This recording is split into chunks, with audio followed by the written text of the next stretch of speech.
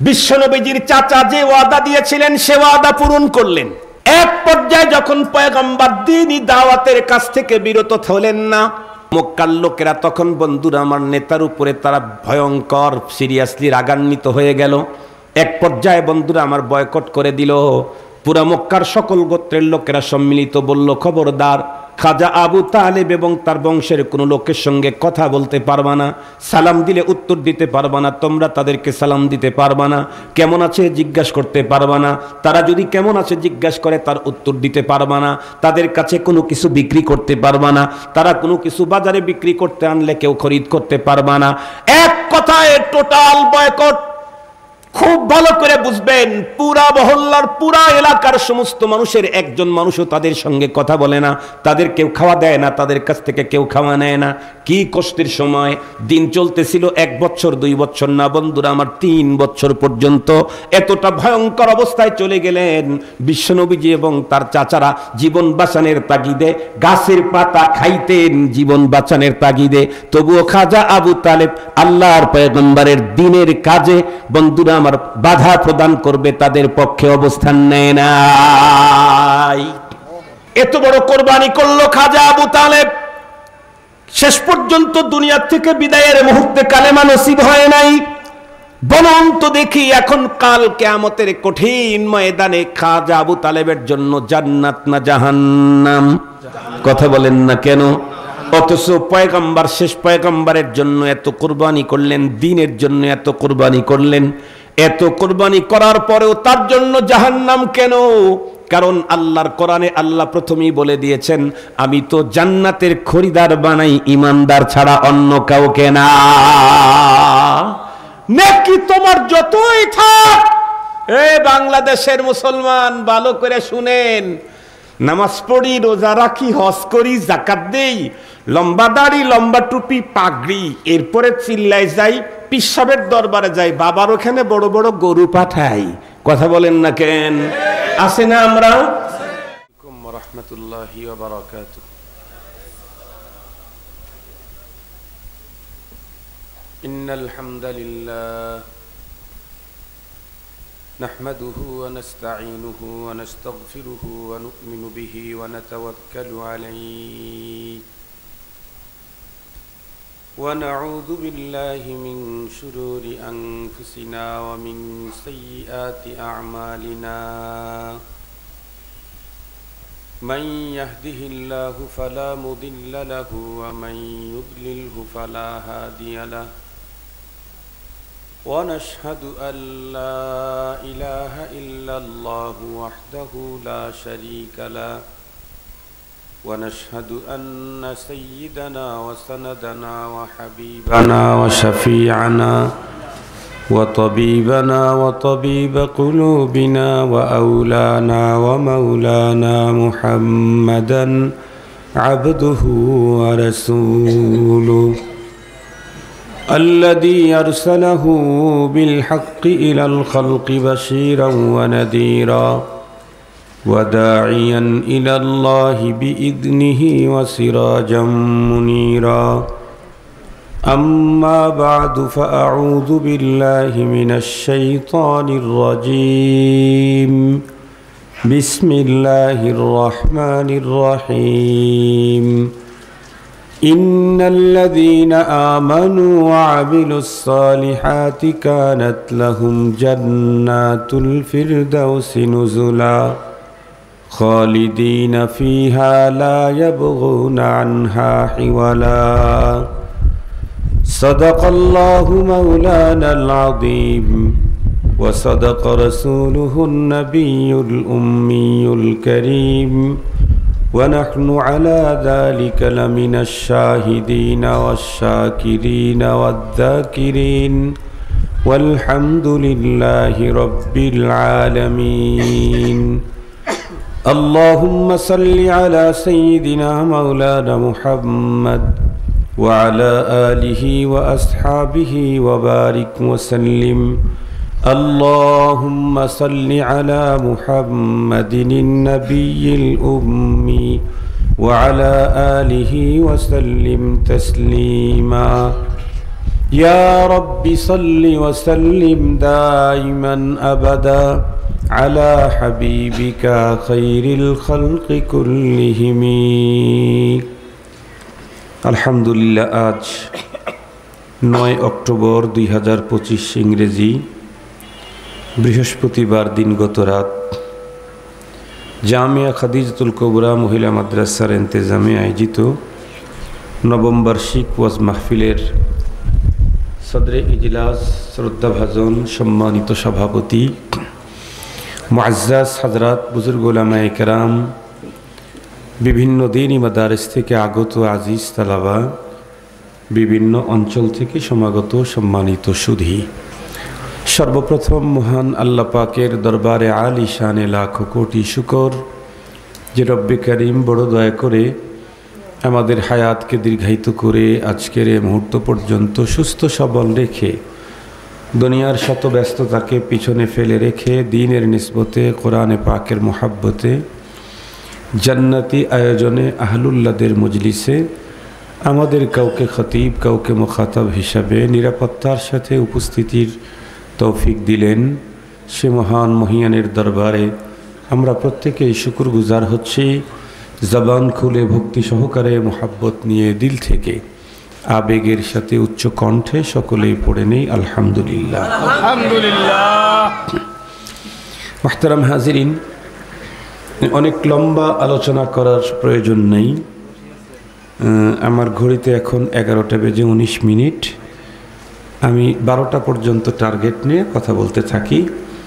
বাকি আমি তো আমার নিয়ন্ত্রণে চলি না, আমাদের সকলের নিয়ন্ত্রক কে? আল্লাহ। আল্লাহ।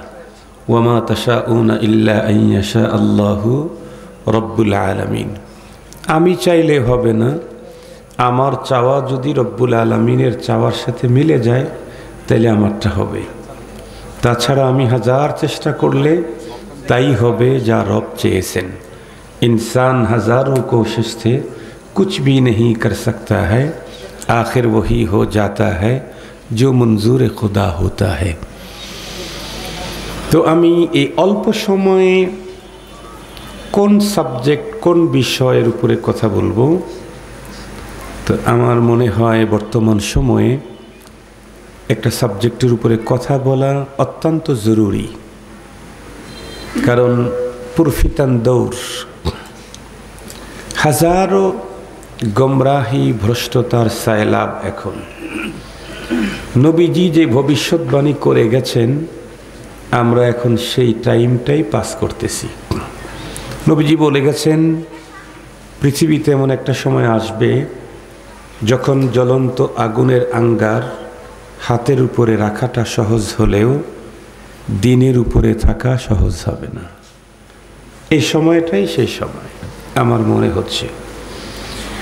নবী আলাইহিস সালাম আরও বলে গেছেন ফিতনা এভাবে আসতে থাকবে কাল্লাইলাতিল মুযলিমা, রাত্রের অন্ধকার যেমন আসে, শুধু উপর দিক থেকে, শুধু নিচ দিক থেকে, শুধু ডান আর বাম, শুধু সামনে শুধু পিছন থেকে না, জিহাতে সিত্তা, সব দিক থেকেই একেবারে অন্ধকার মানুষকে গ্রাস করে ফেলে।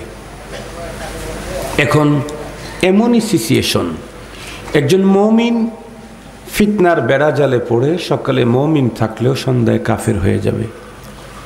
সন্ধ্যায় মুসলমান ছিল, মুমিন ছিল, ফিতনার বেড়াজালে পড়ে মনের অজান্তেই সে সকালে কাফের হয়ে যাবে।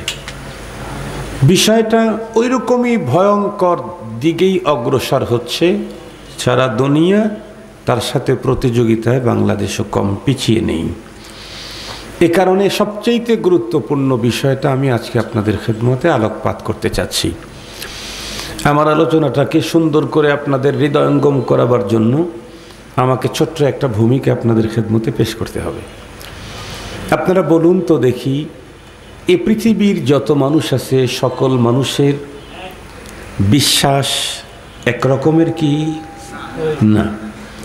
কিছু মানুষ তো এমন আছে যারা স্রষ্টাকে বিশ্বাস করে না, পরকাল বিশ্বাস করে না। তাদের থিওরি হলো নামুতু ওয়া নাহইয়া ওয়া মা ইউহলিকুনা ইল্লা দাহর।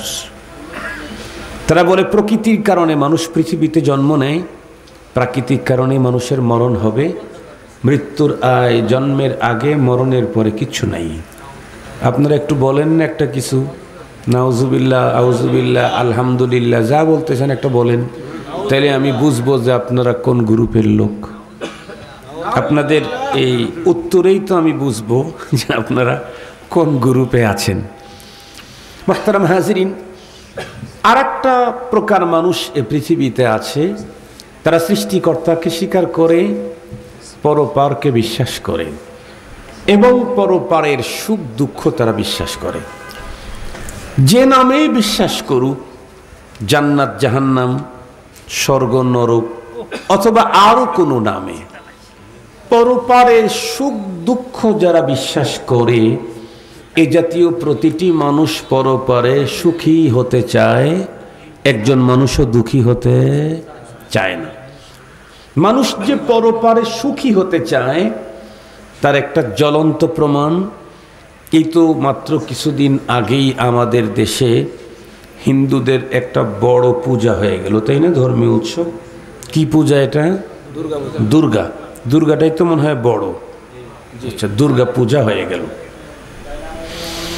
হিন্দুদের যত ধর্মীয় আকীদা বিশ্বাস, তাদের ধর্মীয় যে কালচার আছে, তার মধ্যে একটা হলো তাদের যতই আপনজন হোক, যতই ব্লাড কানেক্টেড হোক, মরণের পরে তাকে চিতায় নিয়ে পুড়িয়ে দেবে।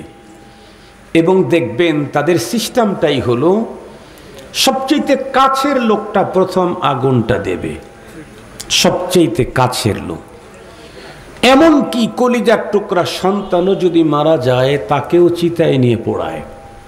এবং সম্ভবত এই আগুনটা মনে হয় বাবাকেই দিতে হয়। আমি জানি না, আমি কোনো দিন যাই নাই আমার জীবনে, একদিন না 2 দিন, একদিন পোড়াইতে দেখছি, সেটা হলো বিশ্ব রোডের পাশেই পোড়াইতেছে, তাই আধা মিনিট বা 10 সেকেন্ড দেখেছিলাম, আমি জীবনে কোনো দিন যাই নাই। একেবারে জন্মদাতা বাবা, গর্ভধারিণী মা, এমনকি রফিকায়ে হায়াত, জীবন সঙ্গিনী ওয়াইফ, স্ত্রী, কলিজার টুকরা সন্তান, আমার জানা মতে এর চাইতে কাছের মানুষ তো পৃথিবীতে আর কারো নাই। এই মানুষগুলাকেও আগুনে পুড়িয়ে দেয় কেন? তাদের ধর্মীয় আকীদা বিশ্বাস এবং তাদের কালচার এটাই। তাদের বিশ্বাস হলো একজন মানুষ পৃথিবীতে জীবন চলার পথে বাঁকে বাঁকে, ফাঁকে ফাঁকে সৃষ্টিকর্তার সাথে অনেক ভুল বেয়াদবি হয়ে থাকে। এতগুলি অপরাধ নিয়ে পরপারে গেলে তাকে নরকে যেতে হবে, নরকে যেতে রাজি নেই।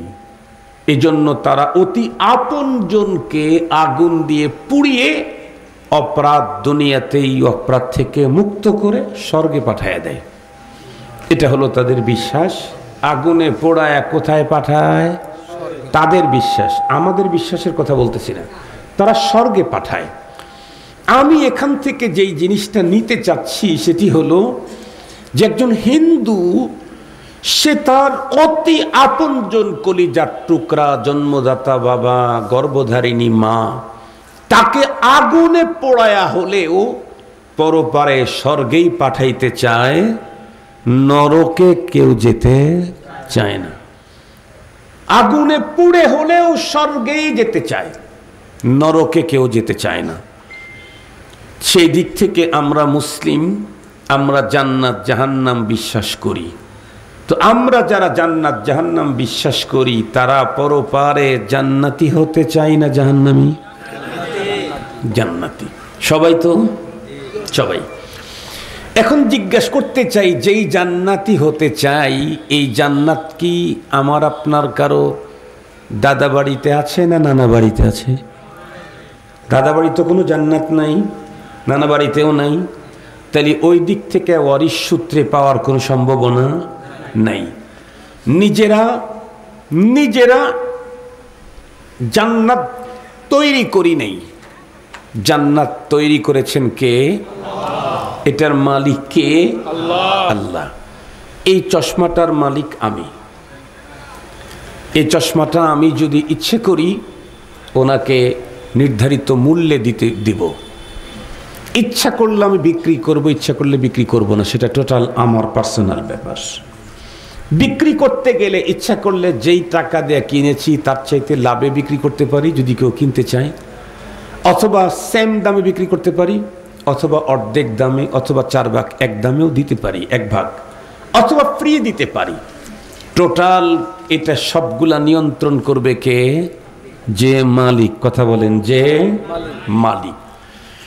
আমার কাছ থেকে এই চশমাটা যদি কেউ নিতে চায় তাহলে আমার সিস্টেমে নিতে হবে, অন্যভাবে নিতে চাইলে জোর করে, চুরি করে, অথবা ডাকাতি দিয়ে ছিনতাই করে নিতে হবে।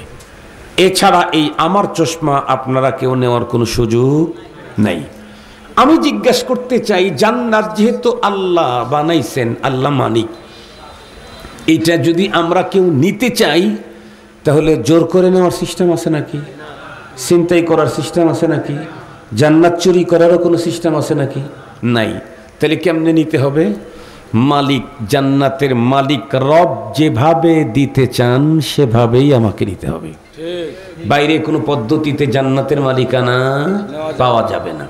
তাহলে এখন দেখি, আল্লাহ তাআলা তার জান্নাতকে বিক্রি করবেন, বেচে দিবেন। তাহলে কোরআন খুললে দেখা যায়, হ্যাঁ, আল্লাহ জান্নাত বিক্রি করবেন। আল্লাহর কোরআন, আল্লাহ বলেন, ইন্নাল্লাহা আশতারা মিনাল মুমিনিন আনফুসাহুম ওয়া আমওয়ালাহুম বিআন্না লাহুমুল জান্নাহ। এই আয়াতে কারিমাতে আল্লাহ কিনে নিয়েছেন মুমিনের জান আর মাল, বিনিময়ে বিক্রি করে দিয়েছেন জান্নাত। সুবহানাল্লাহ। তাহলে জান্নাত আল্লাহ বেচে দিবেন, এ কথা কোরআন শরীফের মধ্যে আছে। উনি বানিয়েছেন, নিজে রাখবেন না, এটা বিক্রি করবেন। বিক্রি করবেন কার কাছে? এটা এই আয়াতেই বলছেন, ইন্নাল্লাহা আশতারা মিনাল মুমিনিন। আল্লাহ খরিদ করতেছেন ইমানদারের কাছ থেকে, আর বিনিময়ে ওনার জান্নাত বিক্রিও করবেন কার কাছে? কথা বলেন না কেন? ইমানদারের কাছে। ইমানদার ছাড়া পৃথিবীর কোন মানুষ কোন অবস্থাতেই আল্লাহর জান্নাতের খরিদার হতে পারবে না। প্রথম নাম্বার শর্ত হলো তাকে ইমানদার হতে হবে, তাহলে সে জান্নাতের কাস্টমার হওয়ার যোগ্যতা রাখে। যার কাছে ঈমান নাই সে জান্নাতের কাস্টমার হওয়ার অধিকারী নাই। সরকার মনে করেন এখানে 50,000 মিলিয়ন ডলারের একটা কাজ হাতে নিয়েছে, তো আপনারা ওইটা টেন্ডার দিয়েছে, ওই টেন্ডারে ওখানে যে কেউ গিয়েই কি দরখাস্ত করতে পারবে না? আগের থেকে তার সিস্টেম থাকা লাগবে, সিস্টেম থাকতে হবে, তার পেপারস থাকতে হবে, অনুমোদনপত্র থাকতে হবে। সব ধরনের ঠিকাদার সব কাজে গিয়া টেন্ডারবাজি করার অধিকার। ঠিকাদার কি প্রথম শ্রেণীর, না দ্বিতীয় শ্রেণীর, না তৃতীয় শ্রেণীর? যেই শ্রেণীর ঠিকাদার সে সেই শ্রেণীর কাজে গিয়ে টেন্ডারে অংশ নিতে পারবে, ও যেই শ্রেণীর না সে হাজার চেষ্টা করলেও হবে না। আল্লাহ পাক তার জান্নাত বিক্রির টেন্ডার দিয়েছেন। শর্ত হলো খরিদার যদি হতে চাও তাহলে তোমাকে ঈমানদার হতে হবে। কি হতে হবে? ঈমানদার।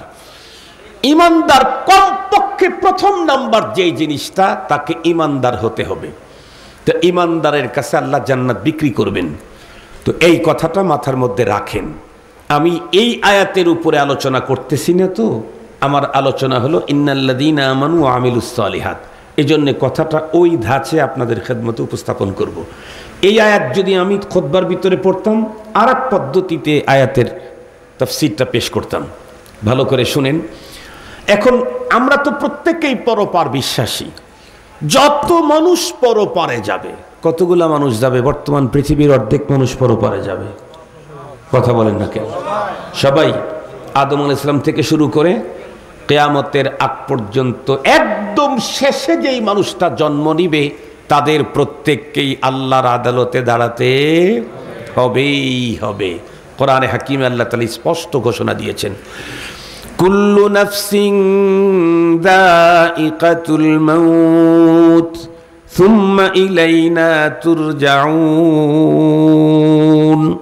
তোমাদের প্রত্যেককেই মৃত্যুর স্বাদ গ্রহণ করতে হবে এবং পরে আমার কাছে তোমাদেরকে রিটার্ন উপস্থিত হতে হবে। তো উপস্থিত হলে কি হবে? কোরআন শরীফের আর এক জায়গায় আল্লাহ তাআলা বলেন, কুল্লু নাফসিন যায়িকাতুল মাউত ওয়া ইন্নাকুম তুওয়াফাউনা উজুরাকুম ইয়াওমাল কিয়ামাহ ফামান যুহজিহা আনিন নারি ওয়া উদখিলাল জান্নাতা ফাকাদ ফাজ ওয়া মাল হায়াতুদ দুনিয়া ইল্লা মাতাউল গুরুর। এক আয়াতে আল্লাহ 4টা মেসেজ দিয়েছেন আমাদেরকে। এক নাম্বার, প্রতিটি প্রাণীকে মৃত্যুর স্বাদ গ্রহণ করতে হবে। আল্লাহর এই মেসেজকে অস্বীকার করার মতো মানুষ পৃথিবীর অতীতেও ছিল না, এখনো নাই, কিয়ামত পর্যন্ত একটাও পাওয়া যাবে না।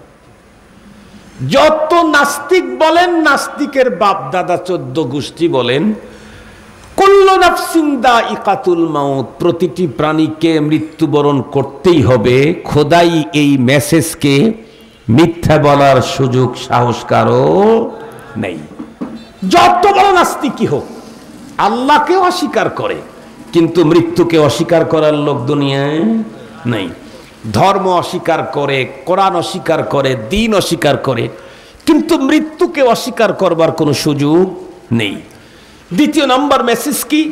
ওয়া ইন্নাকুম তুওয়াফাউনা উজুরাকুম ইয়াওমাল কিয়ামাহ, তোমাদের প্রত্যেককে তুমি যে জীবনে কাজ করেছো, হয় ভালো না হয় মন্দ। দুনিয়ার কাজ কয় প্রকার? কথা বলেন না কেন? 2 প্রকার। এর বাইরে কোনো কাজ আছে? হয় কাজটা ভালো হবে, না হয় মন্দ হবে। রব্বুল আলামিন বলেন, তুমি ভালো করে থাকলেও ওই ভালো কাজের ফুল প্রতিদান আখিরাতে দেওয়া হবে। তুমি যদি মন্দ করে থাকো, এইটারও ফুল পাওনা তোমাকে আখিরাতে দেওয়া হবে। এখন যদি প্রশ্ন করেন, হুজুর দুনিয়াতে না মানুষ খারাপ কাজ করলে এই যে নাড়া করে দেয়, জুতার মালা দেয়, লাথি দেয়, অমক করে তমক করে, এটা তার পাওনা না? বলে এটাও পাওনা। তো এটা সিম্পল। কথা বলেন না কেন? এটা কি? এটা হলো সিম্পল। ফুল পাওনা আখিরাতে। এটা যে সিম্পল, এটা কে বলছে? আল্লাহ বলছেন। আল্লাহ বলেন, ওয়ালানুযীকান্নাহুম মিনাল আযাবিল আদনা দুনাল আযাবিল আকবার লাআল্লাহুম ইয়ারজিউন।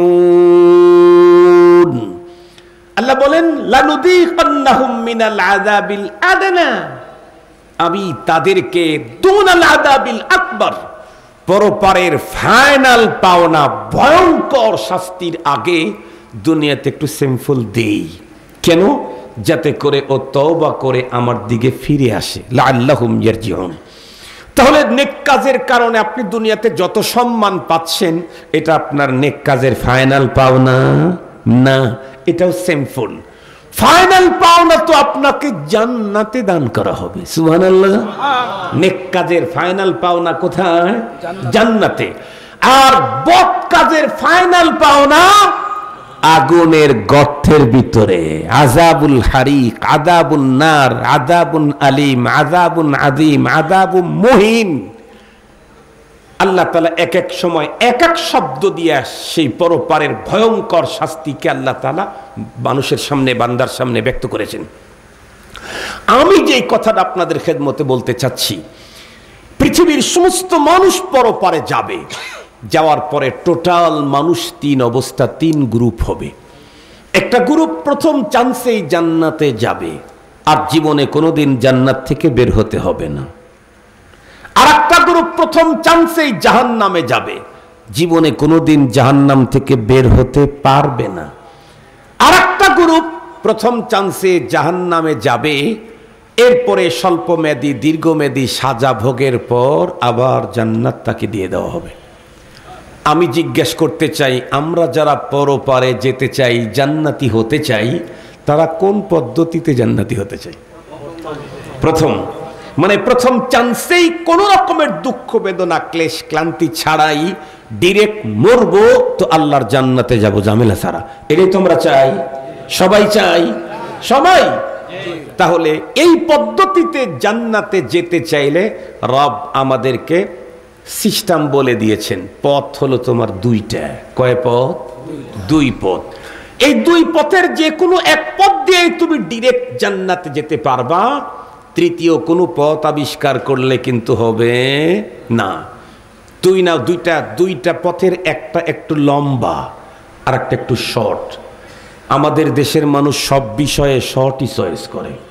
কথা বলেন না কেন? সব কিছুতে এখন শর্ট। মুহতারাম হাজিরিন, ছেলেরা মেয়েরা এখন জামা কাপড়েও শর্টটাই পছন্দ করে।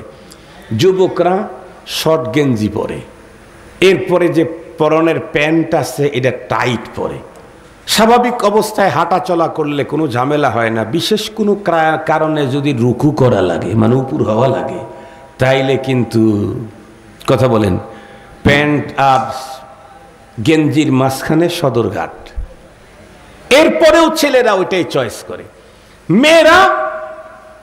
মেয়েরা আবার আর একটা চয়েস করে, সেটা হলো ইদানিং কালে মনে হয় ওইটা একটু বেশি নাকি কমেই গেছে। মেয়েরা পরনের ভিতরে প্লাজো নাকি একটা আছে, এটা পরে। আর প্লাজো পরার সুন্নত হলো নিসফ সাক। তার মানে আল্লাহ তাআলা সিস্টেম করে দিয়েছিলেন পুরুষ তার পরনের নিচের কাপড়টা পরবে গিরার উপরে। আমরা পুরুষেরা প্যান্ট পরতেছি গিরার উপরে না, বরং পায়ের গোসার নিচ দিয়ে জুতার অর্ধেক পর্যন্ত। কথা বলেন, এইটাই তো আমাদের দেশের অধিকাংশ লোকের প্যান্ট। এখন মেয়েরা চিন্তা করলো এত বড় গুরুত্বপূর্ণ একটা সুন্নত ছেলেরা ছেড়ে দিয়েছে, তাহলে ওইটা আমরা নেই। এই জন্য ওরা এখন প্লাজো পরে নিসফ সাক। দেখবেন কোনো প্লাজো ওদের পা ঢাকা থাকে না, গিরার উপরে 2-3 ইঞ্চি উপরে থাকে। বলুন তো দেখি, নারীরা এই কাজ করে সুন্নতের উপরে আমল করছে না ফরজ তরক করছে? আর একটু জোরে বলেন। নারীদেরও কি নিসফ সাক সুন্নত? নারীদেরও কি নিসফ সাক সুন্নত? নারীরা তো ঘরে থাকলেও তার পায়ের কবজি থেকে গোড়ালি থেকে শুরু করে ওখান থেকে ওইটুক, 2 হাতের এতটুকুন সবার সামনে এবং মুখ এগুলি দেখাতে পারবে। বিশেষ প্রয়োজনে আরো কিছু অংশ খুলতে পারবে। বিশেষ কিছু মানুষের সামনে কিছু অঙ্গ দেখাইতে পারবে। কিন্তু বাইরে যদি যেতে চায় তাহলে টোটাল অফ। কথা বলেন, বাইরে যেতে চাইলে টোটাল একেবারে মাথার তালু থেকে পায়ের তালু পর্যন্ত শরীরের কোনো অংশ বাহির করে ভিন্ন পুরুষকে দেখাবার মতো কোনো পারমিশন নেই। খুব ভালো করে বুঝবেন। এখন তো ফতুয়া দিলে ওই যে শর্টটা পছন্দ করে মানুষ। যেই হুজুররা বেশি বলে তাদেরটা মানে না। যেই হুজুররা একটু শর্টকটে জান্নাতের প্রেসক্রিপশন দেয়, সেই হুজুররা অল্প দিনের ভিতরে এদেশের যুবকদের আইডল আর সেলিব্রিটি হয়ে যায়। যাদের কাছে মুখের পর্দা করা দরকার নাই, মুখ পর্দার ভিতরে পড়ে না, যারা এই ফতুয়া দেয় তারা এদেশের মানুষের কাছে খুব প্রিয়। যারা রাসূলুল্লাহ সাল্লাল্লাহু আলাইহি ওয়াসাল্লামকে সাংবাদিক বানায়, তারা হলো এদেশের বর্তমান সময়ের ফেমাস ইসলামিক স্কলার। মুহতারাম হাজিরিন, এই জাতীয় ভ্রান্ত হাজার রকমের বক্তব্য, একবার দুইবার না, যখনই কথা বলে তখনই ভ্রান্ত কথা বলে। এরপরেও এদেশের মূর্খ মুসলমান তাদেরকে ইসলামিক স্কলার মনে করে এবং তাদেরকে এত বড় হাদিয়া দিয়ে উপস্থিত করে, তাদেরকে আসমান ছোঁয়া করে উপস্থাপন করে মানুষের সামনে। মুহতারাম হাজিরিন, খুব ভালো করে কথাগুলি বলবেন, বুঝবেন। সময় যত গড়াবে অরিজিনাল দিন ইসলাম খুঁজে পাওয়া, এর উপরে চলা ততই কঠিন হয়ে যাবে। আপনাদেরকে সহজে বুঝবার জন্য একটা মিসাল দেই, তাহলে খুব ভালো বুঝবেন। আমের সিজন যখন শুরু হয় তখন যত্রতত্র ভালো আম পাওয়া যায়। আপনি ল্যাংড়া চান আর খোড়া চান, কানা চান আর অন্ধ চান, সব আম আপনি পাবেন। কিন্তু আমের সিজন যখন চলে যাবে তখন বলেন তো দেখি যত্রতত্র আম পাওয়া যায় কি? যেখানেও পাওয়া যায় একদম 100% পিওর পাওয়া যায় কি? একটু বাঁকা হয়ে গেছে, আর এক জায়গায় পচে গেছে, আর এক জায়গায় কালার চেঞ্জ হয়ে গেছে। কেন? কারণ সিজন নাই। মুহতারাম হাজিরিন, বিশ্বনবীজি পৃথিবীতে এসেছিলেন 1400 বছর আগে। তখন যতগুলি মুসলমান ছিল প্রত্যেকটাই ছিল জান্নাতি। কথা বলেন না কেন? আমি বলছি না, আল্লাহ বলেছেন। আল্লাহ নিজে বলেন, আস-সাবিকুনাল আউয়ালুনা মিনাল মুহাজিরিনা ওয়াল আনসার والذين اتبعوهم بإحسان رضي الله عنهم ورضوا عنه وأعد لهم جنات تجري تحتها الأنهار আল্লাহু আকবার বলেন। কোনটার তরজমা বুঝেন নাই? আনসার আর মুহাজির তো বুঝছেন, আর জান্নাত তো বুঝছেন। এই কয়টা বুঝলেই হবে। আল্লাহ বলেন আমার রাসূলের সাহাবী সাবিকিনে আউয়ালিন, সে আনসার হোক আর মুহাজির হোক, সাহাবীরা এই দুই গ্রুপের বাইরে ছিলেন না। তার মানে সব সাহাবী। আল্লাহ বলেন আমি তাদের উপরে রাজি আর খুশি, এবং তাদের প্রত্যেকের জন্য জান্নাত রেডি করে রেখে দিয়েছি। তাদের মৃত্যুবরণ করতে দেরি হবে, জান্নাতে রিসিভ করতে দেরি হবে না। ওনারা প্রত্যেকে ছিলেন 100% পিওর মুমিন। শুধু মুমিন না, কিয়ামত পর্যন্ত যত মুমিন পৃথিবীতে আসবে তাদের জন্য মডেল। কথা বলেন না কেন? তাদের জন্য মডেল। আমি বলছি না, না মোল্লায় বলে নাই, আল্লাহ বলছে। আল্লাহ কি বলেন? ফাইন আমানু বিমিসলি মা আমানতুম বিহি ফাকাদ ইহতাদাউ। তোমার ঈমান যদি সাহাবীদের ঈমানের মতো হয় তাহলে তুমি পথ পেয়ে গেছো। তোমার ঈমান যদি সাহাবীদের ঈমানের মতো না হয় তাহলে কি? আল্লাহর কোরআনে আল্লাহ এক জায়গায় বলেন, ওয়া ইযা কিলা লাহুম আমিনু কামা আমানান নাস ক্বালু আনুমিনু কামা আমানাস সুফাহা আলা ইন্নাহুম হুমুস সুফাহা। আল্লাহ তাআলা মুনাফিকদেরকে বললেন, এই তোমরা তোমাদের মতো করে ঈমান আনলে তো হবে না, ঈমান আনো আবু বকর, ওমর, ওসমান, আলী, আবু হুরায়রার মতো। সুবহানাল্লাহ বললেন না যে? তার মানে সাহাবীদের মতো ঈমান আনো। তারা তখন বলতো আমরা কি ওই বেকুবদের মতো ঈমান আনবো? নাউজুবিল্লাহ বললেন না যে? আল্লাহ নিজে বলেন বেকুব তারা না তো, বেকুব তো তোরা। কথা বলেন, সাহাবীদের মতো ঈমান যারা আনতে পারতেছ না তোমরা বেকুব। এ কথা কে বলেছেন? আরো জোরে বলেন, কে বলেছেন? মুহতারাম হাজিরিন, তাহলে বলতেছিলাম ওই যুগে যাকে পাইতেন তাকে ধরতেন, সেখানেই পিওর দিন, পিওর ইসলাম পাইতেন। কিন্তু 1400 বছর পরে যখন আসছেন তখন যাকে তাকে পাইলে ধরলেই পিওর ঈমান পাওয়া। কথা বলেন না কেন? ওই যে সিজন চলে গেছে, এখন যত্রতত্র আম পাওয়া যায় না। খুঁজে খুঁজে জায়গা মতো যায় আম পাওয়া যায়, তাও আবার খুঁজে খুঁজে দেখে শুনে নিজে ভালোটা নিতে হয়। ঠিক তদ্রুপ কিয়ামত যত সামনের দিকে আগাবে দিন, ততই দিনে হক প্রকৃত দিন এটা পাওয়া মানুষের জন্য তত কঠিন হবে। বড় গবেষণা করে, ফিকির করে, থিসিস করে, দেখে শুনে নিতে হবে। আল্লাহ পাকের রাসূল তো বলে দিয়েছেন, ফাখুযু আম্মান তাখুয ফানদুরু আম্মান তাখুযুনা দীনাকুম। তুমি কার কাছ থেকে দিন নিবা এটা তোমাকে ভাবতে হবে, দেখতে হবে, বুঝতে হবে। সেদিকে যেতে চাই না, আমি আমার মূল কথাটাই বলতে চাই। তো পরপারে যদি কোনো মানুষ, আমরা প্রত্যেকেই পরপারে ডিরেক্ট আল্লাহর জান্নাতে যেতে চাচ্ছি, মনে আছে তো? ডিরেক্ট যদি কেউ আল্লাহর জান্নাতে যেতে চায় তাহলে ফর্মুলা দিয়েছেন কয়টা? একটা লম্বা আর একটা শর্ট। আমি কোনটা বলবো? শর্টটাই বলবো। সময়ও শর্ট আমার, আর শর্টটাকেই সবাই চয়েস করে, এজন্য শর্টটাই বলি। লম্বা কোনটা? সূরাতুল আসর, ওয়াল আসরি ইন্নাল ইনসানা লাফি খুসরিন ইল্লাল্লাযীনা আমানু ওয়া আমিলুস সালিহাত ওয়া তাওয়াসাউ বিল হক ওয়া তাওয়াসাউ বিস সবর। কর্মসূচি দিয়েছেন কয়টা? 4টা। এটা হলো লম্বা রাস্তা। শর্ট রাস্তায় যদি কেউ প্রথম চান্সেই জান্নাতে যেতে চায়, আল্লাহ বলেন ইন্নাল্লাযীনা আমানু ওয়া আমিলুস সালিহাত কানাত লাহুম জান্নাতুল ফিরদাউসি নুজুলা। আল্লাহু আকবার। তোমরা কি সত্যি প্রথম চান্সে জান্নাতে যেতে চাও? তাহলে লম্বাটা করতে পারো নাই, কমপক্ষে শর্টটা করো। কি? ঈমান আনো আর নেকামল করো। কাজ কয়টা এখানে? দুইটা। লং করছে কয়টা? চারটা। এখানে অর্ধেক কমায়া মাত্র দুইটা।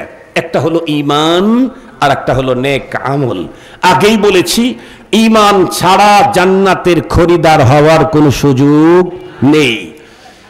মুহতারাম হাজিরিন, প্রথম চান্সেই জান্নাতি হতে চাই, ঈমানের সাথে সাথে নেক আমল লাগবে। তাহলে কি হবে? আল্লাহ বলেন, আমি তোমাদেরকে মেহমানদারি করব মরণের পরে প্রথম চান্সেই জান্নাতুল ফেরদাউসে। এখন যদি বলেন হুজুর, আল্লাহ জান্নাতুল ফেরদাউসে মরণের পরে মেহমানদারি করবে কয়দিন? কয় একদিন, 2 দিন, না 1 ওয়াক্ত 2 ওয়াক্ত? আমরা যদি জিজ্ঞাসা করি কয়দিন, তাহলে আল্লাহ বলতেছেন খালিদিন। কয়দিন না খালিদিন। কয়দিন বাংলা, খালিদিন আরবি। কয়দিন মানে তো কয়দিন, খালিদিন মানে চিরজীবন। কথা বলেন, খালিদিন মানে, আবার বলেন আবাদা, আরো অজাহাত করে দিলেন চিরস্থায়ী। জীবনে কোনোদিন এ জীবন শেষ হবে না। মুসলমান ভাইরা আমার, খুব ভালো করে বুঝবেন, তিলাওয়াতকৃত আয়াতে কারিমাতে রব্বুল আলামিন পৃথিবীর যেই মানুষগুলি আল্লাহ পাকের জান্নাতে প্রথম চান্সেই ঢুকতে চায় তাদের জন্য সিস্টেম বলে দিলেন। তুমি নারী হও, পুরুষ হও, এদেশের হও, বিদেশের হও, সাদা হও আর কালো হও, গ্রামের হও আর শহরের হও, যেই হও না কেন, আমার জান্নাতের তুমি যদি মেহমান হতে চাও, মালিকানা পেতে চাও, তাহলে তোমাকে 2টা পুঁজি দুনিয়া থেকে অর্জন করতে হবে এবং এই 2 পুঁজি নিয়ে কবর জগৎ পর্যন্ত যেতে হবে। নাম্বার 1 ঈমান, দ্বিতীয় নাম্বার হলো বন্ধুরা আমার নেক আমল। এখন যদি কেউ বলে হুজুর আমার যদি 2টা না থাকে, একটা যদি থাকে, তাহলে আমার কন্ডিশন কি হবে? এমন প্রশ্ন করলে আমাকে জিজ্ঞাসা করতে হবে, ভাই আপনার কাছে কোনটা আছে কোনটা নাই? যদি কেউ বলে হুজুর আমার কাছে শুধু ঈমান নাই, তবে নেক আমলের কোনো অভাব নাই, ভালো কাজের কোনো অভাব নাই, আমি সারা জীবনটাই শুধুমাত্র কেবলমাত্র কল্যাণের কাজে ব্যয় করে দিলাম, সারা জীবন মাদ্রাসা, মসজিদ, বৃদ্ধাশ্রম অনেক কিছু তৈরি করলাম, একের পরে এক যত দিনই কাজ দুনিয়াতে হতে পারে সমস্ত কাজগুলি আমি আঞ্জাম দিলাম, কিন্তু আমার কাছে ঈমান যদি নাই, তাহলে আমি মরণের পরে জান্নাত দেখা পাওয়ার কোনো সম্ভাবনা নাই। আওয়াজ কি যায় ওই পর্যন্ত? ওই পর্যন্ত শুনেন? আমার চেয়ারম্যান ভাইরাও কি শুনেন? খালি না মেম্বাররাই শুনতেছেন? আপনারা মেম্বার যারা তারাই শুধু শুনতেছেন না চেয়ারম্যান ভাইরাও শুনতেছেন? তাহলে ওই যে মনে হয় মেশিন স্টার্ট করছে, আমি আবার বেশি প্রেসার ক্রিয়েট করলে আমার গলাটা বসে যাবে, এজন্য মেশিনটা চালু হোক, একেবারে 10-15 মিনিটের মধ্যে আমি আমার আলোচনা শেষ করে দেব ইনশাআল্লাহ। তবে অনেক গুরুত্বপূর্ণ আলোচনা, অনেক জীবনের সবচাইতে বেশি প্রয়োজনীয় আলোচনা, প্রয়োজনীয়, এটা আমি আপনাদের খেদমতে পেশ করব। আমার মুখের আলোচনা হওয়ার কারণে না, আল্লাহর কোরআনের কথা হওয়ার কারণে।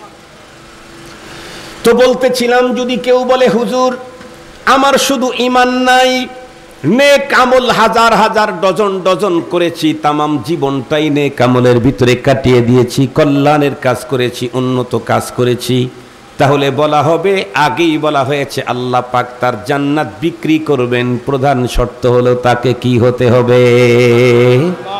ঈমানদার না, জান্নাতের খরিদারও না। হুজুর প্রচুর পরিমাণে নেকির কাজ করলাম, এগুলি দিয়ে কি জান্নাত পাওয়া যায় না? না না। বিষয়টাকে সুন্দর করে বুঝাইতে চাইলে মাত্র 2 জন মানুষের কথা আপনাদের খেদমতে বলবো। একজন মানুষ কিছুদিন পূর্বে দুনিয়ার থেকে বিদায় নিয়েছে, 15-20 বছর আগে হবে। লোকটার, মহিলাটার নাম হলো মাদার তেরেসা। এই নামের মহিলা আপনারা চিনেন না? চিনেন না?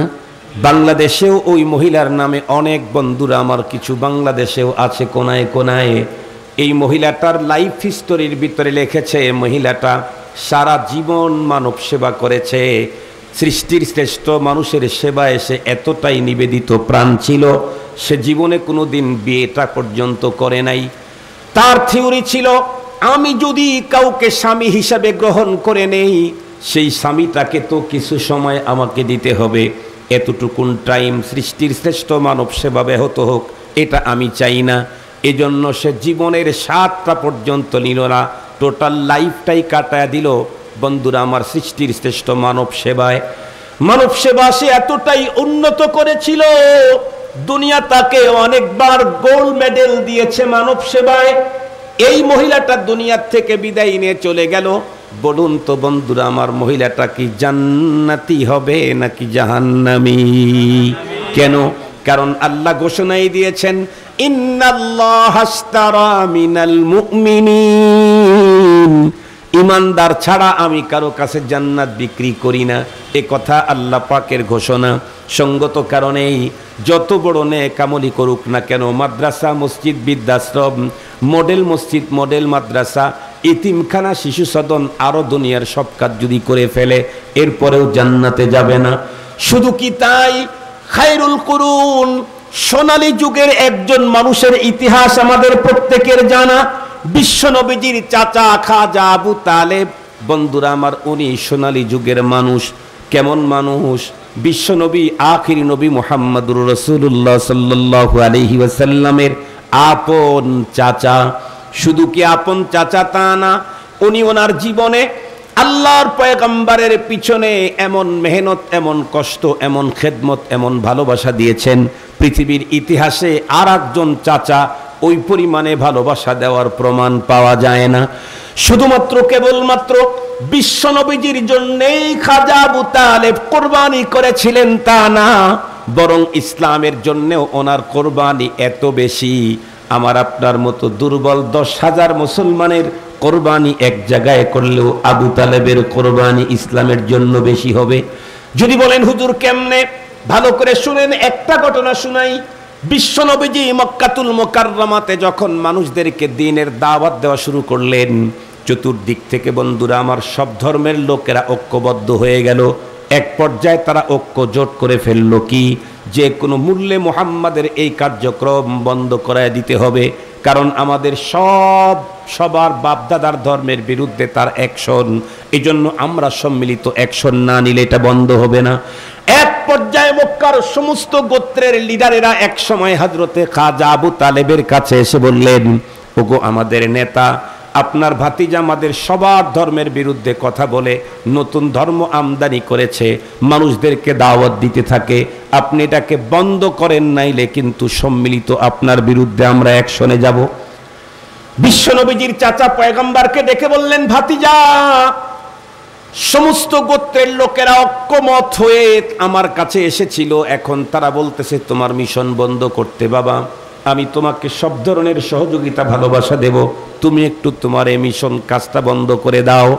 কিন্তু পয়গম্বর উত্তর করলেন, চাচা আপনি কি বললেন, আমি এই কাজ কেমনে বন্ধ করব, কারণ আমি কি দুনিয়াতে প্রেরিত হয়েছি এই কাজের জন্য। আল্লাহ বলেন, হুয়াল্লাযী আরসালা রাসূলাহু বিল হুদা ওয়া দীনিল হক লিইয়ুযহিরাহু আলাদ-দীনি কুল্লিহি ওয়ালাউ কারিহাল মুশরিকুন।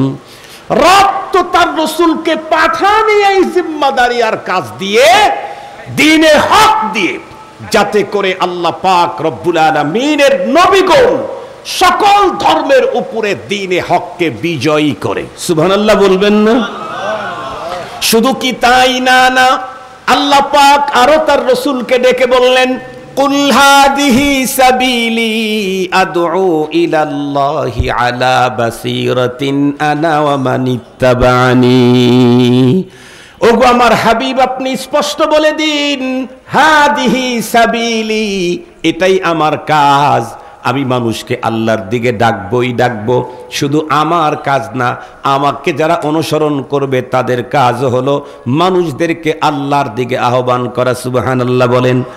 শুধু এতটুকু না, আল্লাহর কোরআনে আল্লাহ স্পষ্ট ঘোষণাই দিয়ে দিলেন, এ পৃথিবীতে যত মানুষের যত রঙের যত উন্নত কথাই হোক না কেন, আমি রব তোমাদেরকে বলে দিলাম পৃথিবীর সবচেয়ে বড় দামি কথা কার? আল্লাহ বলেন, ওয়ামান আহসানু কাওলাম মিম্মান দাআ ইলাল্লাহ ওয়া আমিলা সালিহান ওয়া ক্বালা ইন্নানি মিনাল মুসলিমিন। আল্লাহ বলেন, মান আহসানু কাওলা, তার চাইতে দামি কথা পৃথিবীর আর কার হবে? যে মানুষটা আল্লাহর দিকে মানুষকে ডাকে। সুবহানাল্লাহ বলেন না যে? এ কারণেই তো হযরত উলামায়ে কেরাম কোন মজলিস, কোন মাহফিল, কোন সেমিনার, কোন সম্মেলন, দ্বীনি সম্মেলনে আলেমদের বক্তৃতার মাঝে কোন নেতাকে বক্তব্য দিতে গেলে উলামায়ে কেরাম মন খারাপ করেন। কেন? আল্লাহর ঘোষণা, মান আহসানু কাওলা, তার চাইতে দামি কথা পৃথিবীর আর কার হবে যে মানুষকে আল্লাহর দিকে আহ্বান করছে। উলামায়ে কেরাম আল্লাহর সাথে সম্পর্ক গড়ার কথা বলতেছে। এ পর্যন্ত যতগুলি কথা বলেছি, আমি আপনাদেরকে আমার ভক্ত হতে বলেছি, আমার বাবার ভক্ত হতে বলেছি। কার দিকে রুজু হওয়ার কথা বলছি? এর চাইতে দামি কথা পৃথিবীতে আর কারো নয়। সঙ্গত কারণে বক্তার বক্তৃতার মাঝে জাতিসংঘের মহাসচিবের বক্তৃতা করার কোনো অধিকার নাই। যত বড় নেতাই হোক, বক্তব্য যদি দিতে হয়, দুই বক্তার মাঝখানে সময় আপনি আসেন, আপনি বক্তব্য দেন। আমার টাঙ্গাইলের এক মাহফিলে আমি একাধারে 12 বছর ছিলাম। ওইখানে মাঝখানে বক্তব্য আলহামদুলিল্লাহ দেয় না। আমার জীবনে আমাকে বসায় রেখে বক্তব্য দিয়েছে 20-30টা হতে পারে। আমি 27 বছর হয়ে বস করি, 20-30টার বেশি না। আলহামদুলিল্লাহ মানুষ আমার মেজাজ বোঝে, এই জন্য এই কাজটা হয় না। ওইখানে লম্বা টাইম নিয়ে বসায় রেখে তারপরে সিরিয়াল দিয়ে বক্তব্য দেওয়া শুরু করবো। কেন? কারণ শুধু তারা বক্তব্য দিতে থাকলে মাইকলা থাকবে, শ্রোতা থাকবে না। এই জন্য হুজুরকে ওখানে বসায় রাখে পুতুল, এটার দিকে তাকায় আছে, কিছুক্ষণ পরেই হুজুর বলবে, কিছুক্ষণ পরেই হুজুর বলবে। হুজুরের আকর্ষণে লোক বসে থাকে, আর নেতারা লম্বা লম্বা সুযোগ পায়া বক্তব্য দেয়।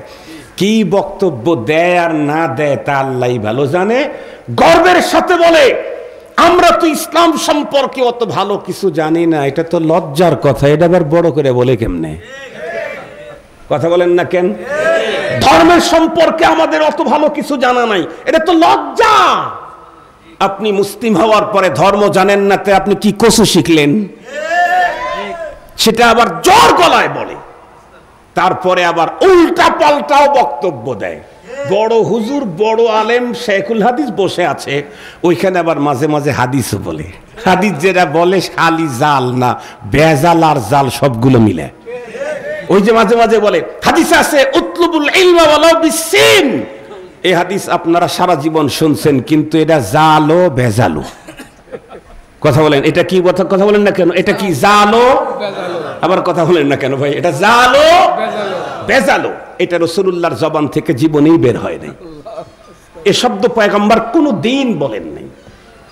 এরকম হাজার শত শত জাল আর ভেজাল হাদিস আছে। কোনটা জাল কোনটা ভেজাল এটা নির্ণয় করার জন্য যে কম্পাস লাগবে, এইটা কম্পাস অর্জন করতে চাইলে আলেম হওয়া লাগবে, মুহাক্কিক আলেম হতে হবে। তখন নির্ণয় করতে পারবে যে কোনটা জাল কোনটা ভেজাল। আমার ছোট মেয়ের জামাই ডাক্তার, ওর মেয়ে অসুস্থ হয়েছে, এই কয়েকদিন আগে জন্ম নিছে, 2-3 মাস হয়েছে। তো ওটা মেয়ে, নিজের মেয়ে অসুস্থ হয়েছে, কিন্তু ডাক্তার, MBBS ডাক্তার, ইন্টার্নি করছে, FCPS এর ইসে আছে। তা আমি বললাম, বাবা ডাক্তার সাহেবের মেয়ে তো অসুস্থ হয়েছে, চিকিৎসার জন্য বাইরে যাওয়ার কি দরকার আছে? হাইসাদে বলে, আব্বা আমরা তো এখনো ওই অভিজ্ঞতা অর্জন হয় নাই। তাহলে বোঝা গেল ডাক্তার হইলেই চিকিৎসা করা এক্সেসার অভিজ্ঞতা লাগে। দেখবেন যে ডাক্তারের কাছে গেছেন, উনি জিজ্ঞেস করছে আপনার প্রবলেম কি কি, আপনি বলতেছেন, আর ডাক্তার সাহেব তার প্রেসক্রিপশনের কাগজের বাম দিকে খালি লিখতেছে, তার মানে যত লেখা তত টাকা। এগুলা কি? টেস্ট। কথা বলেন না কেন? এগুলা কি? টেস্ট। তোমার যত লেখা তত টাকা। বলো ঠিক আছে, আপনি এগুলো টেস্ট করে নিয়ে আসেন। আমরা তো ভাবতেছি যে এই জাতীয় মনে হয় প্রবলেম আছে, এটা একটু কনফার্ম হওয়ার জন্য একটু টেস্ট করে নিয়ে আসেন। টেস্টে যখন দেখেন, টেস্টে যখন গেলেন, ওরই টেস্ট দিলেন, কি করতে হবে? আলট্রাসোনোগ্রাফি করতে হবে। ঠিক আছে, আলট্রাসোনোগ্রাফি করলেন। এখন আপনাকে আর রিপোর্ট দেয় না। কেন? কয় স্যার আসলে রিপোর্ট। কথা বলেন না কেন? কে আসলে রিপোর্ট? স্যার আসলে। আলট্রাসোনোগ্রাফি কিন্তু হয়ে গেছে, এক্সরে কিন্তু হয়ে গেছে, প্লেন এক্সরে, কিন্তু রিপোর্ট লিখতে পারতেছে না। ডাক্তার কিন্তু 1 ডজন আছে, ওই দেরি করতেছে। কখন আলট্রাসোনোগ্রাফি স্পেশালিস্ট আসবে, উনি এই ছবি টবি দেখবে, তারপরে উনি রিপোর্ট করবে। তার মানে লিকুল্লি ফান্ডিং রিজাল, সব মানুষ দিয়ে সব কাজ। কথা বলেন না কেন? সব লোক দিয়ে সব কাজ হয় না। ডাক্তারিও সব দিয়া সব হয় না। হার্ট স্পেশালিস্ট যদি তাম দুনিয়ার ভিতরে নাম্বার 1 হয়, তারে দিয়া হার্টের চিকিৎসা হলেও চোখের চিকিৎসা তারে দেয়া হয় না। তাই যদি হয়, তাহলে ধর্মের ব্যাপারে সব খিচুড়ি পাকান কে? ধর্মের ব্যাপারে খিচুড়ি পাকান কে? বড় নেতা, আপনি বড় নেতাই থাকেন, বড় মুহাদ্দিস হতে যায়েন না, বড় মুফতি হতে যায়েন না, ওয়াজ মাহফিলে এসে ফতুয়াবাজি করেন না। আপনার জায়গায় আপনি থাকেন। কথা বলেন না কেন? আপনার জায়গায় আপনি থাকেন। মুহতারাম হাজিরিন, আমি যেই কথা আপনাদেরকে বুঝানোর জন্য চাইতেছি সেটি হলো, আল্লাহ পাক আমাদেরকে পরপারে জান্নাত দিবেন। শর্ত হলো, প্রথম চান্সে ঢুকতে চাইলে 2টা লাগবে। একটা যদি না থাকে, কোনটা নাই? শুধু ঈমানটা নাই, তাইলে আর আপনার ব্যাপারে কোনো কাজ হবে না। আল্লাহ কোরআনে বলেন, ঈমান নাই, লা নুকিমু লাহু ইয়াউমাল কিয়ামাতি ওয়াজনা। ঈমান নাই, তোর আমলনামা মাপার জন্য দাড়ি পাল্লাই দাঁড় করাবো না। কথা বলেন না কেন? তার জন্য কোনো দাড়ি পাল্লাই দাঁড় করানো হবে না। অথচ আল্লাহর কোরআনে বলছেন, কিয়ামতের দিন মিজানের পালা দাঁড় করানো হবে, ইনসাফের পালা দাঁড় করানো হবে। কিন্তু ঈমান নাই, তোর আবার পালা কিসের? নাই। খুব ভালো করে মনে রাখবেন, খাজা আবু তালেব এতটাই ইসলামের জন্য কোরবানি করলো, চতুর্দিকের সমস্ত বন্ধুরা, আমার লোকেরা একত্রিত হয়ে বলল, তুমি যদি তোমার ভাতিজাকে কাছ থেকে বন্ধ না করো, বিরত না রাখো, তাহলে তোমার বিরুদ্ধে অ্যাকশন নেব।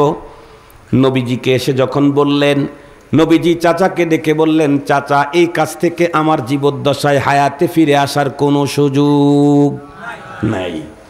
আমি অল্প টাইম বয়ান করতে চাইছিলাম, 12টা পার হয়ে গেছে, আরো 10-15 মিনিট কথা বলি ইনশাআল্লাহ।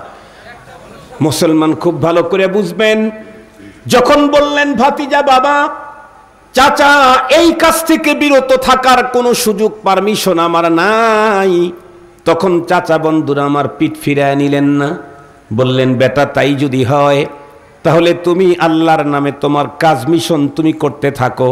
যতক্ষণ পর্যন্ত আমার দেহের ভিতরে জীবন থাকবে, অতক্ষণ পর্যন্ত তোমার সামনে পিছনে ডানে বামে উপরে নিচে সব দিক থেকে আমি তোমারে শেল্টার দিতে থাকবো। বিশ্বনবীজির চাচা যে ওয়াদা দিয়েছিলেন, সে ওয়াদা পূরণ করলেন। এক পর্যায়ে যখন পয়গম্বর দ্বীনি দাওয়াতের কাছ থেকে বিরত হলেন না, মক্কার লোকেরা তখন, বন্ধুরা আমার, নেতার উপরে তারা ভয়ঙ্কর সিরিয়াসলি রাগান্বিত হয়ে গেল। এক পর্যায়ে বন্ধুরা আমার বয়কট করে দিল। পুরা মক্কার সকল গোত্রের লোকেরা সম্মিলিত বলল, খবরদার, খাজা আবু তালেব এবং তার বংশের কোনো লোকের সঙ্গে কথা বলতে পারবা না, সালাম দিলে উত্তর দিতে পারবা না, তোমরা তাদেরকে সালাম দিতে পারবা না, কেমন আছে জিজ্ঞাসা করতে পারবা না, তারা যদি কেমন আছে জিজ্ঞাসা করে তার উত্তর দিতে পারবা না, তাদের কাছে কোনো কিছু বিক্রি করতে পারবা না, তারা কোনো কিছু বাজারে বিক্রি করতে আনলে কেউ খরিদ করতে পারবা না। এক কথায় টোটাল বয়কট। খুব ভালো করে বুঝবেন, পুরা মহল্লার, পুরা এলাকার সমস্ত মানুষের একজন মানুষও তাদের সঙ্গে কথা বলে না, তাদের কেউ খাওয়া দেয় না, তাদের কাছ থেকে কেউ খাওয়া নেয় না। কি কষ্টের সময়! দিন চলতেছিল 1 বছর 2 বছর না, বন্ধুরা আমার, 3 বছর পর্যন্ত এতটা ভয়ঙ্কর অবস্থায় চলে গেলেন। বিশ্বনবীজি এবং তার চাচারা জীবন বাঁচানোর তাগিদে গাছের পাতা খাইতেন, জীবন বাঁচানোর তাগিদে। তবুও খাজা আবু তালেব আল্লাহর পয়গম্বরের দ্বীনের কাজে বন্ধুরা আমার বাধা প্রদান করবে তাদের পক্ষে অবস্থান নেয় নাই। এত বড় কোরবানি করলো খাজা আবু তালেব, শেষ পর্যন্ত দুনিয়া থেকে বিদায়ের মুহূর্তে কালেমা নসিব হয় নাই। বলুন তো দেখি, এখন কাল কিয়ামতের কঠিন ময়দানে খাজা আবু তালেবের জন্য জান্নাত না জাহান্নাম? কথা বলেন না কেন? অথচ পয়গম্বর, শেষ পয়গম্বরের জন্য এত কুরবানি করলেন, দ্বীনের জন্য এত কুরবানি করলেন। এত কুরবানি করার পরেও তার জন্য জাহান্নাম কেন? কারণ আল্লাহর কোরআনে আল্লাহ প্রথমেই বলে দিয়েছেন, আমি তো জান্নাতের খরিদার বানাই ইমানদার ছাড়া অন্য কাউকে না। নেকি তোমার যতই থাক, বাংলাদেশের মুসলমান ভালো করে শুনেন, নামাজ পড়ি, রোজা রাখি, হজ করি, যাকাত দেই, লম্বা দাড়ি, লম্বা টুপি, পাগড়ি, এরপরে চিল্লাই যাই, পিসাবের দরবারে যাই, বাবার ওখানে বড় বড় গরু পাঠাই। কথা বলেন না কেন? আছে না? আমরা সব ঠিক আছে, কিন্তু মনে রাখতে হবে ঈমান যদি প্রবলেম ভেঙ্গে যায় তাইলে কিন্তু মুক্তির কোনো পথ নাই। বলতে পারেন হুজুর, একজন নামাজি কি বেঈমান হতে পারে? পারে। একজন রোজাদার কি বেঈমান হতে পারে? পারে। বন্ধুরা আমার, একজন টুপিদারিওয়ালা মানুষ কি বেঈমান হতে পারে? পারে। একজন পাগড়িওয়ালা মানুষ কি পথভ্রষ্ট হতে পারে? পারে। খুব ভালো করে বুঝবেন, একজন প্রতি মাসে বন্ধুরা আমার ওমরায় যায়, সেই লোকটা কি বেঈমান হতে পারে? পারে। ঈমানের বিষয়টা তো ভিন্ন, আমলের বিষয়টা তো ভিন্ন। ঈমান কি? ঈমান কি? একেবারে সহজ এক কথায় বলি, কোরআনের বিসমিল্লাহর বা থেকে সূরা নাসের সিন পর্যন্ত, মিনাল জিন্নাতি ওয়ান নাসের শেষে যে সিন আছে, টোটালটার ভিতরে আল্লাহ পাক যত বক্তব্য দিয়েছেন, যত কথা বলেছেন, সবগুলাকে মহাসত্য অন্তরের ভিতরে 100% মেনে নেওয়ার নাম হলো ঈমান। খুব ভালো করে বুঝবেন, নামাজ পড়ি, রোজা রাখি, সবকিছু করি, কিন্তু কোরআনের সব আয়াত মানি, একটা আয়াত মানি না, তাহলে ঈমান ভেঙ্গে যায়। সহজে বুঝবার জন্য একটা মিসাল দিয়ে এই কথা শেষ করে দেই। আমরা যদি কেউ নামাজ আদায় করতে চাই, তাহলে বন্ধুরা আমার যে কাপড় পরে নামাজ আদায় করব, সেই কাপড়টা নাপাক হইতে হবে, পাক হতে হবে। একটা কাপড় পাক হওয়ার জন্য কি সিস্টেম, পদ্ধতি কি, কেমনে কাপড় পাক হয়, আপনাদেরকে বুঝাবার জন্য সে বলতেছি। ধরেন এই দুনিয়ার ভিতরে না পাকি আছে 10 আইটেমের, কথার কথা বলতেছি। যেমন মানুষের পায়খানা না পাক, পেশাব না পাক, ব্লাড না পাক, পুজ না পাক, মানুষের পেশাবের রাস্তা দিয়ে আরো কিছু পানি বের হয়, একটারে মনি বলে, আর একটারে মজি বলে, আর একটাকে ওদি বলে, এগুলিও বন্ধুরা আমার না পাক। মেয়েদের পেশাবের রাস্তা দিয়ে বন্ধুরা আমার নির্ধারিত কিছু রক্ত বের হয়, সেগুলাও বন্ধুরা আমার না পাক।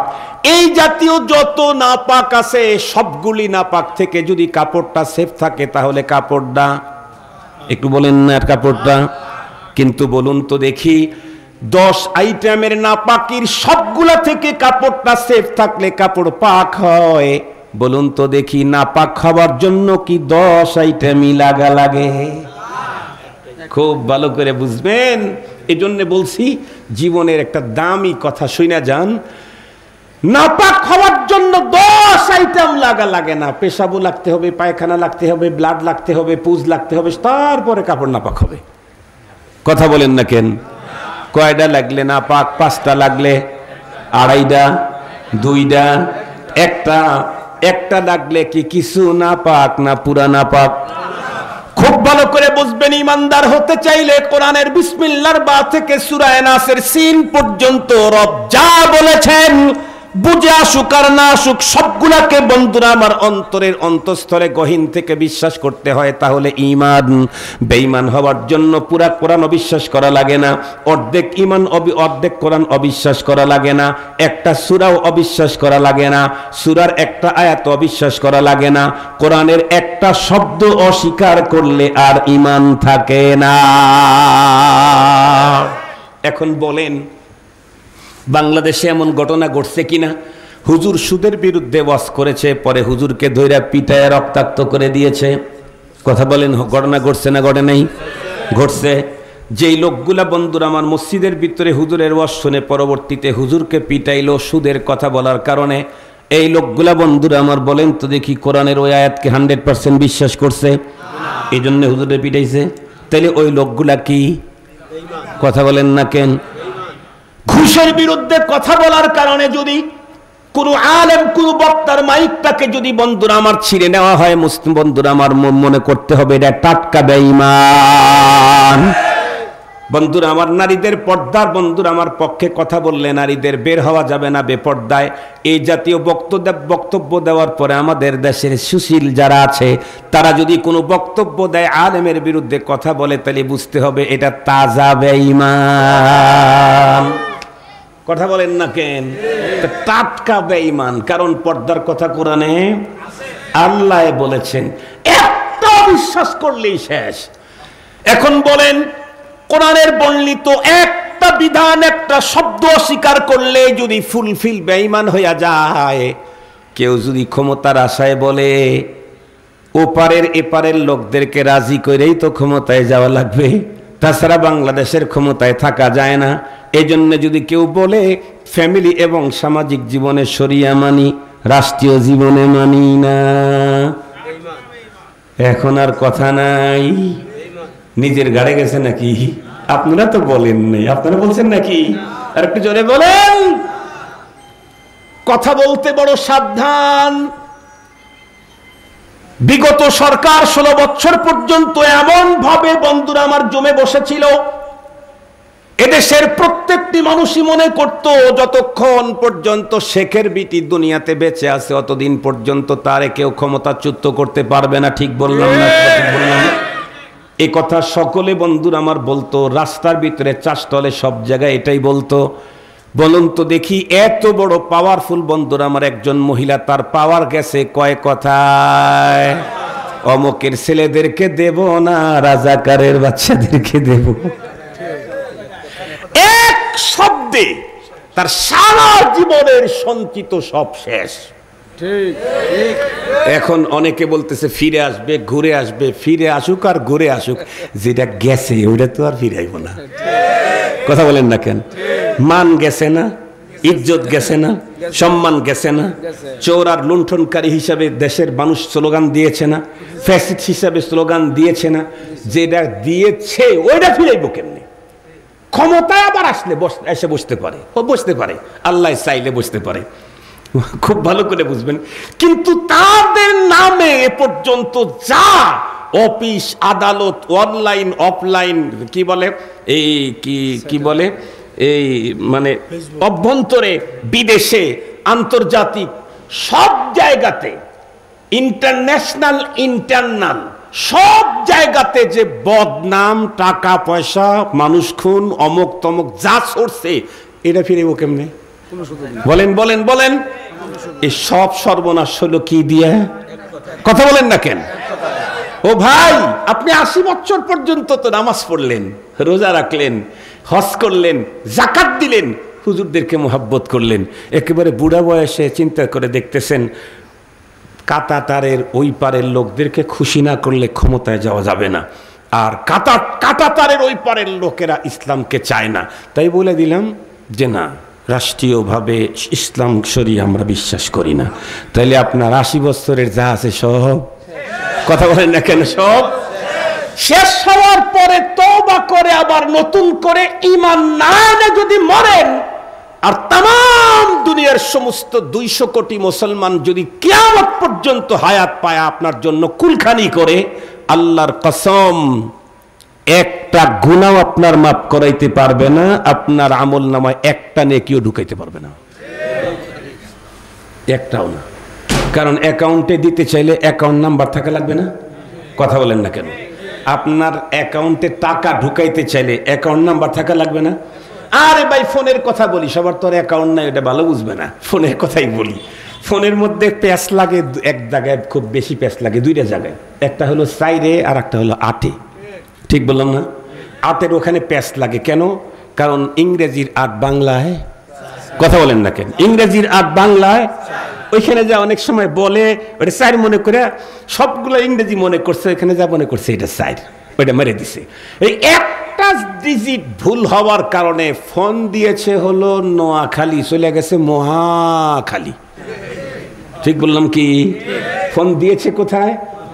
নোয়াখালী, আর চলে গেছে কোথায়? মহাখালী। লম্বা টানতে হবে, সাইড আলিফ মদ, মহাখালী কিছু নাই, এমন জায়গায় চলে গেছে। একটা ডিজিট ভুলের কারণে যদি নোয়াখালীর ফোন মহাখালী যায়, একটা ডিজিট ভুলের কারণে যদি চাচার কাছে টাকা পাঠাইছিলেন, চাচার জানের শত্রুর কাছে চলে গেছে, একটা ডিজিট ভুল হওয়ার কারণে।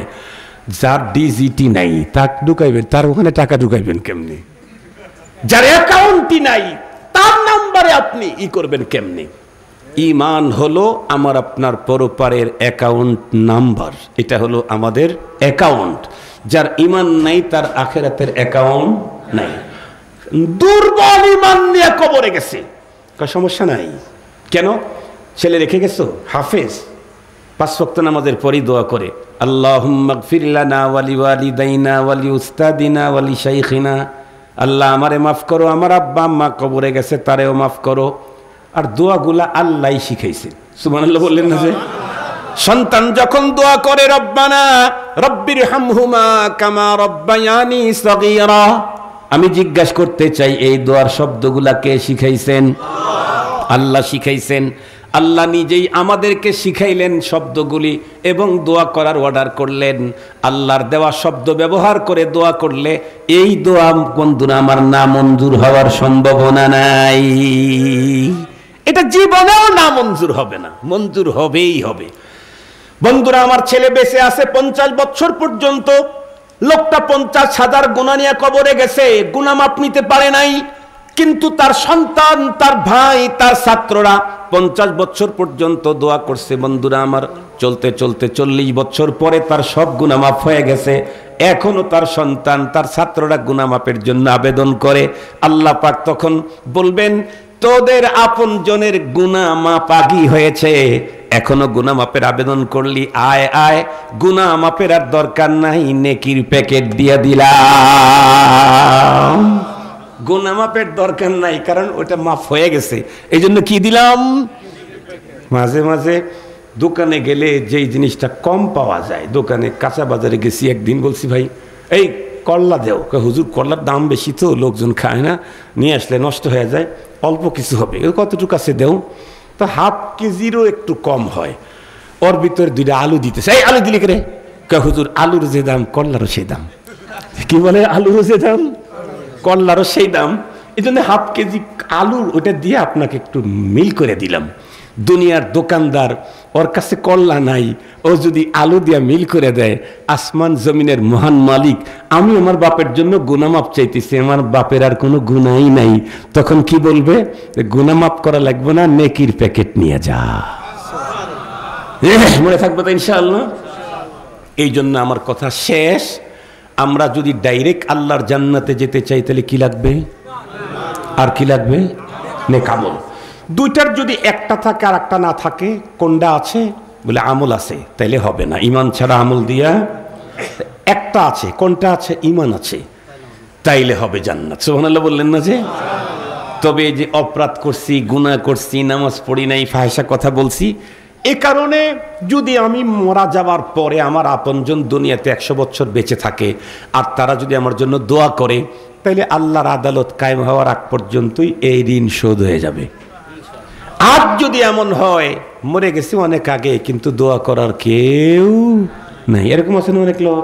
আমার এক নানা, এক নানি দুনিয়ার থেকে চলে গেছেন নিঃসন্তান, দোয়া করার কেউ নাই।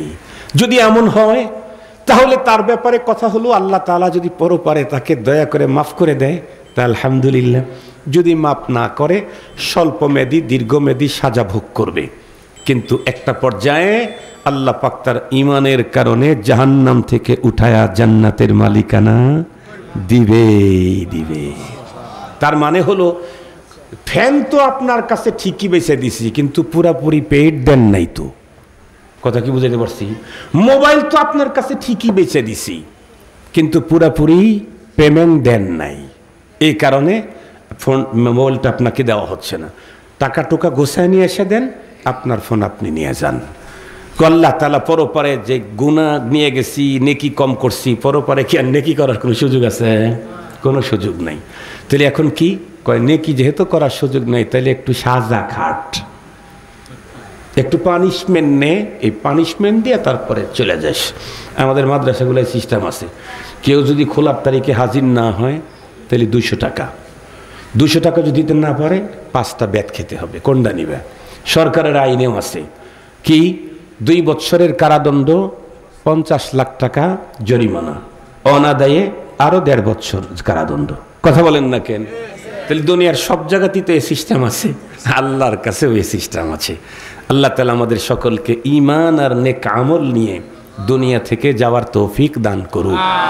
তবে ঈমান আর নেক আমল ভেজাল ভেজাল ভেজাল ভেজাল ঝামেলা, ফিতনা ফিতনা ফিতনা ফিতনা ভরে গেছে।